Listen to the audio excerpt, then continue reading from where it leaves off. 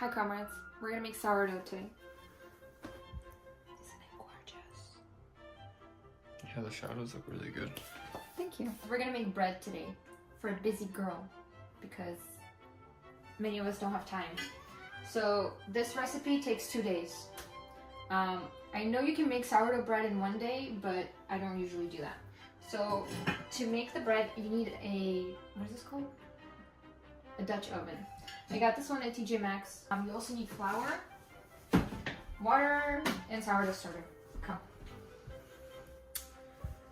I'm keeping it in the cocktail jar from like 2 years ago.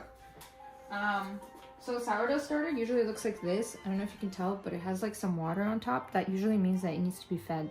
So this is a good time to make some fresh sourdough. So to make the bread, oh, you also need a scale and a really badly written recipe that I vaguely follow. Oh, and a bowl. You need a bowl too, and a spoon. You need a spoon too. I usually use a wooden spoon because it sticks the least amount.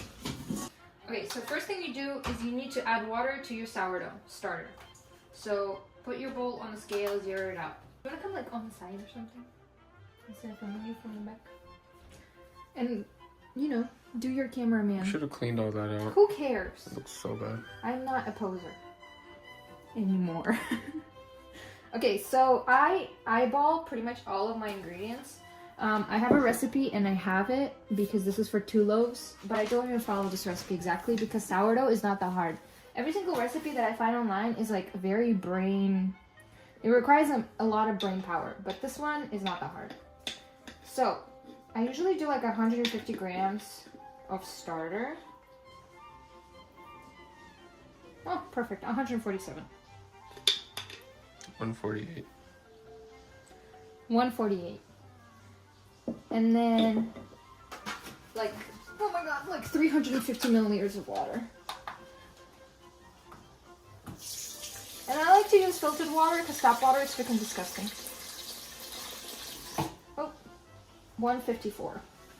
354. Oh, 354. My bad. And then you mix it until it kind of like dissolves sort of in the water.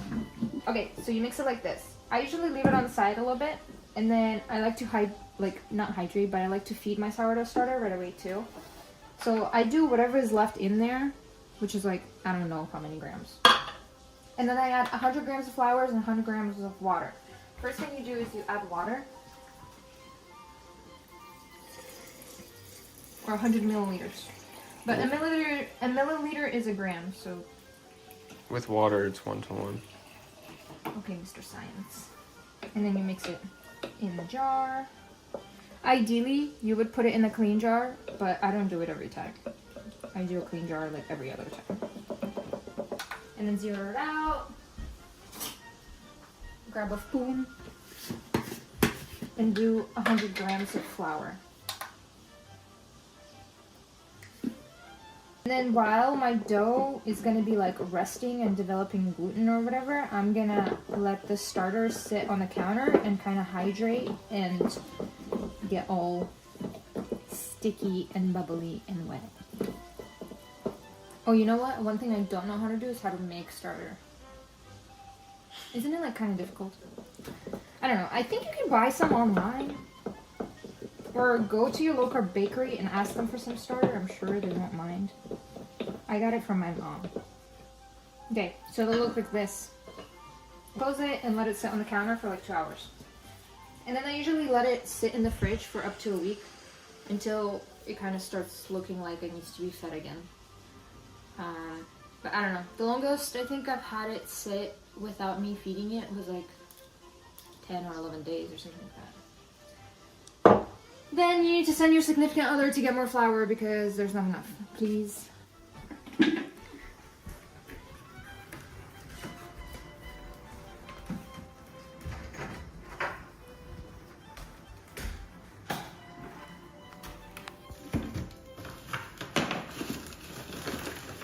Okay, so we have our wet mixture. Then you do 500 grams of flour. Sometimes I do less, sometimes I do more. The dough just needs to be wet. And then if it's like too dry, I just add more water, and if it's too wet, I add more flour. So I'm probably gonna start with like 400 grams and then see if it needs to take more. And then don't forget salt. What kind of salt is this? You White just salt. got a bunch of salt everywhere. I did? Yeah. Whoops.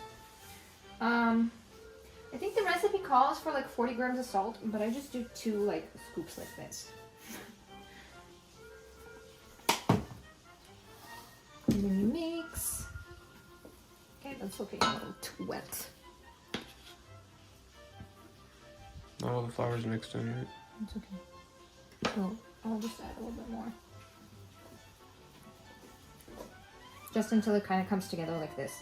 You see how it's still clumpy? It's because apparently gluten is not developed yet. So we're gonna let it sit for like an hour and a half on the counter. And then we're gonna do flip and folds, which is my favorite part. One second. She's waiting for dinner. Is it 7 yet?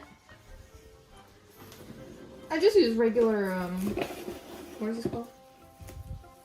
Cling wrap, saran wrap. Like this. Oops. And now it's gonna rest for at least an hour. I've done it before where I didn't let it rest long enough and the dough was a little bit funky. Like the bread turned out a little bit funky, but it was still yummy. So, I don't know. I feel like if you don't have enough time, you can speed it up. But if you have enough time, just let it rest. So it's gonna rest for an hour and a half and then we'll come back and we'll do some flipperoos. It's a little creepy. No. Okay, you see how it's like... No, this is a bad example. Okay, we're gonna do a flipperoo. Come. So, this is actually my favorite part. So the trick to not letting the dough stick to your hands is wetting them. So you wet everything really, really well. And then you do scoop, pull, and flap. And then you do scoop, pull, and flop. Scoop, pull, and flop. And then the last time.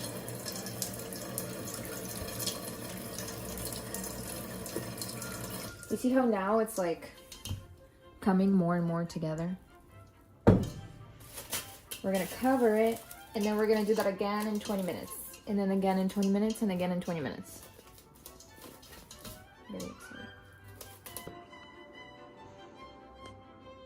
Oh, we have to do another flipperoo.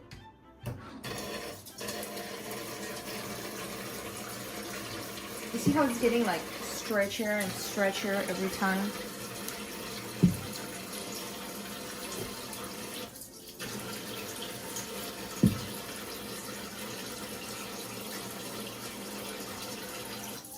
Do you see that? Say yes. Mm-hmm.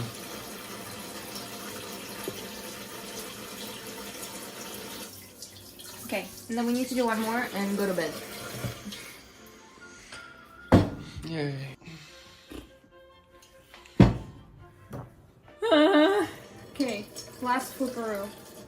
Do you see how smooth it is now? Mm-hmm. You don't seem too impressed. Mm-hmm.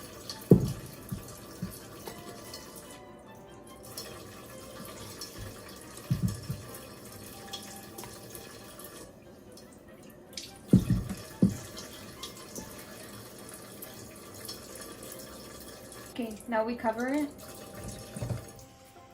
And it goes into the fridge until I come home from work tomorrow. Come on. We must put the child to bed.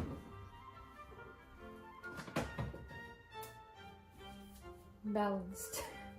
Okay, so it's been like 24 hours since I started the dough, and I think that the dough has been in the fridge for like 18 hours. So we're gonna take it out and we're gonna put it on the counter, and it's gonna sit on the counter for like 2 hours. It kind of needs to rest. I actually don't really know why you have to do it, but this is what it looks like right now. The same as it did yesterday. See you in 2 hours. Okay, so it's been like 2 hours probably. I kind of let it sit on the counter for a little too long, but it doesn't really matter. Look, it has bubbles in it. Pretty. Okay. So this is how my mom told me to make sourdough. So I think this is the correct way. But this is how I've been doing it for the last, like, however many times I made sourdough, which is like 10 plus times by this. So we do parchment paper. Oh yeah, Nick is reminding me. You can just say it. What am I supposed to do? Turn the oven on Yes. and put something in there. So you preheat the oven. Sometimes I cook it at 425. Sometimes I cook it at 450. Sometimes I do 475. I don't remember what's the correct time, but last time I'm pretty sure I did 475. Oh, by the way, you need to preheat it. Don't look at how disgustingly dirty my oven is. With this. With the lid on and everything. It's gonna be preheating probably for like 30 to 45 minutes. Oh my god! Then you do this. You do parchment paper. A little bit of flour. Oops. Wow, so many sounds going on in the kitchen right now. And then just let it sit on the side. And then come. This is my favorite part. Well, actually, it's one of my favorite parts. My favorite part is scoring the bread. So you get your hands wet. Scoop it out.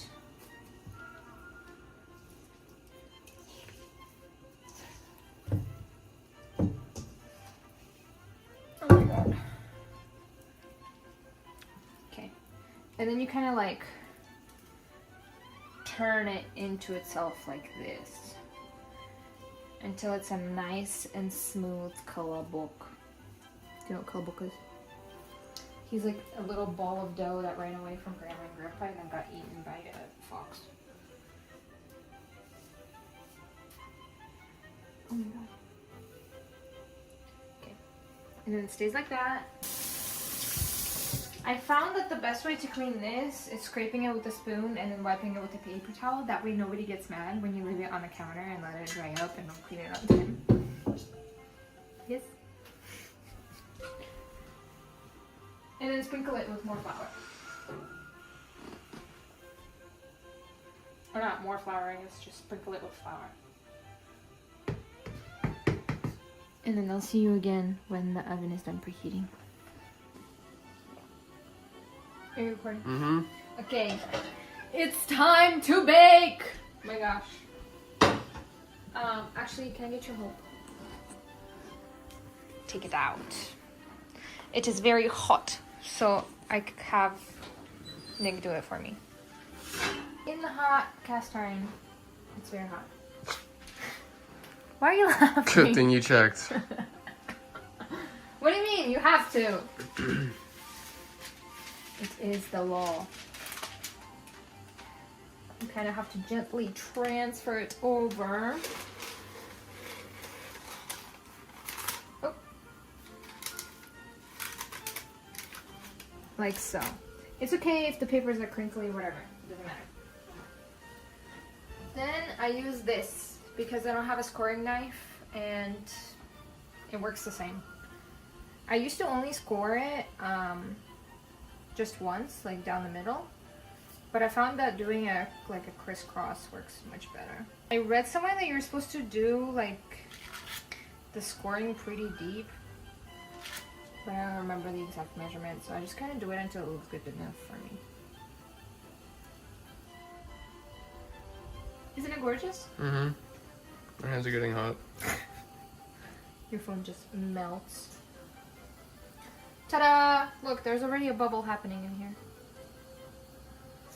And then you cover it and you put it in the oven for like 30-ish minutes. Once again, none of my calculations are exact. So I just kind of wing it and it always turns out really good. Into the oven it goes.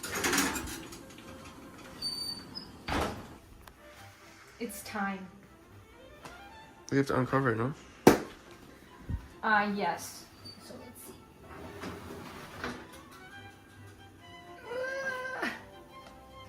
Okay, when it looks like that, you need to let it cook uncovered for like 5 to 10 minutes. Just make sure it doesn't burn. It has happened to me before. See you in 5 to 10 minutes. Oh my god, it's so beautiful! Nice. Perfection! And then to let it cool down, you just... Oh my god! Oh, that was good timing. We're gonna let it cool and then we're gonna do a cut. Come closer so they can hear it.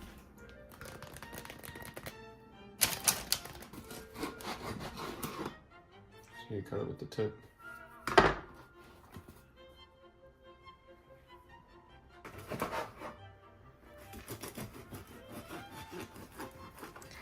Gorgeous. Gorgeous, gorgeous homemade sourdough.